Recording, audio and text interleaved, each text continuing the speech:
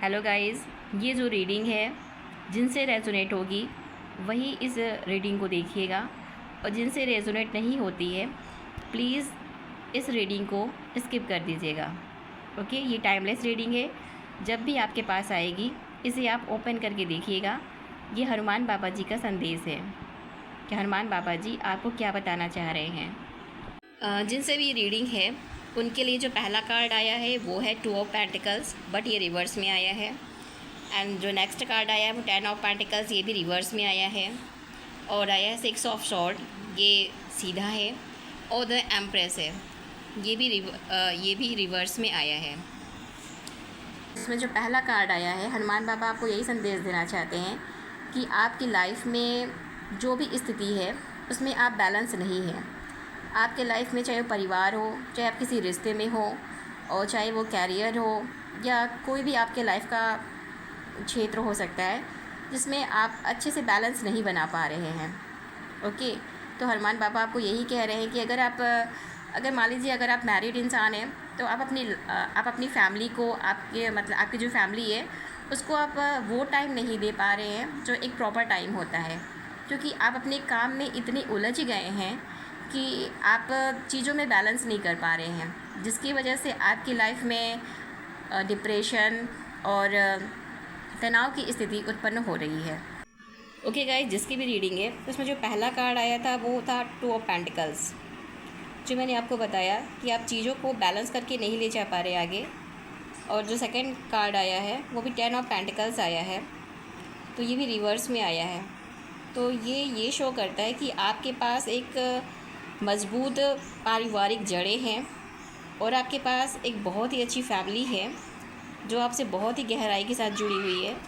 But आप शायद अपनी लाइफ में मैनेजमेंट अच्छे से ना कर पाने की वजह से आप अपनी फैमिली लाइफ को वो प्रॉपर टाइम या वो टाइम नहीं दे पा रहे हैं जो एक देना चाहिए।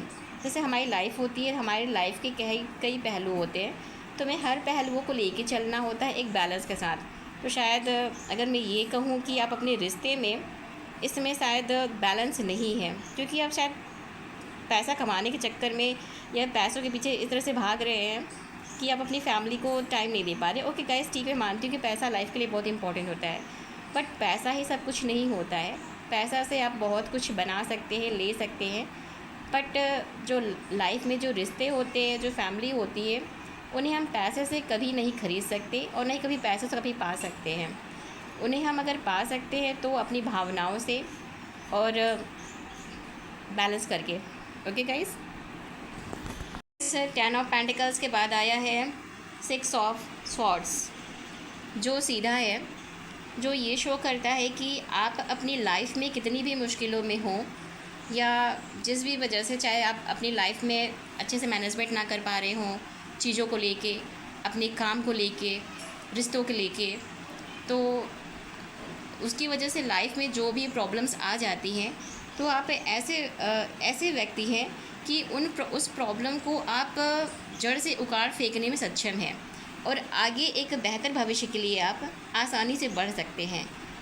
तो इसमें ज़रूरत ये है कि हनुमान बाबा आपको ये बताना चाह रहे हैं कि अगर मैं इसको एक फैमिली लाइफ को लेकर अगर चलती हूँ तो ये बता रहे हैं भगवान हनुमान बाबा कि आप अपनी लाइफ में पहले तो मैनेजमेंट लाइए।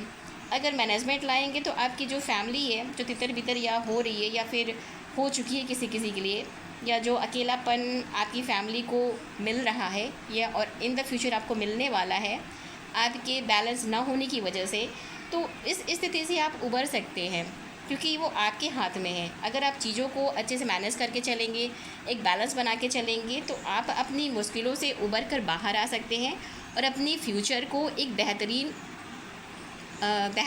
भविष्य दे सकते हैं। क्योंकि आपकी जो अगर मैं बात करूँ फैमिली लाइफ की, तो आपकी फैमिली लाइफ अगर सॉरी टू गाइस कहने के लिए कि अगर मतलब बिखर गई है तो वो आप उसको फिर से जोड़ सकते हैं और एक बेहतर भविष्य की ओर आगे बढ़ सकते हैं अपनी फैमिली के साथ। ओके, जो बॉटम ऑफ डेक आया है गाइस वो द एम्प्रेस रिवर्स में आया है। तो हनुमान बाबा आपको ये बताना चाह रहे हैं कि आपको अपनी फैमिली से भावनात्मक रूप से जुड़ना होगा।